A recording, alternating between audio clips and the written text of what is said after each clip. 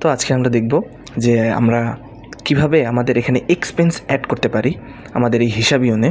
প্রথমে আমরা যাব হচ্ছে এক্সপেন্সে। এখানে আমরা ফার্স্টে যাব অ্যাড এক্সপেন্সে।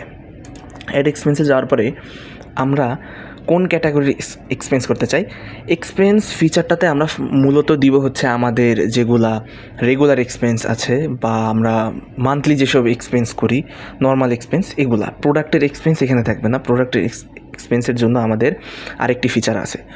তো লাইক আমরা ফার্স্টে ফিচার, যেহেতু আমাদের এটা নতুন অ্যাকাউন্ট তাই এখানে কোনো ক্যাটাগরি থাকবে না।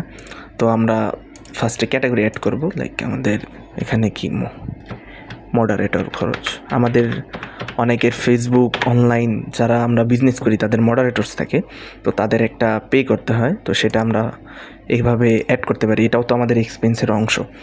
তো আমরা এখান থেকে মডারেটর সিলেক্ট করব। দেন আমরা পার ডে 1000 তাকে দেই। অ্যান্ড চাইলে নোট কোনো কিছু আপনি অ্যাড করতে পারেন, এটা আপনার ব্যক্তিগত বিষয়। দেন আমরা যদি অ্যাড ক্লিক করি, এরপর এই এক্সপেন্সটি আমাদের এক্সপেন্স লিস্টে অ্যাড হয়ে যাবে। আপনি চাইলে এখান থেকে এক্সপেন্স লিস্টে যেতে পারেন। দেন এখান থেকে আপনি চেক করতে পারেন যে কোন কোন এক্সপেন্স আপনি করেছেন।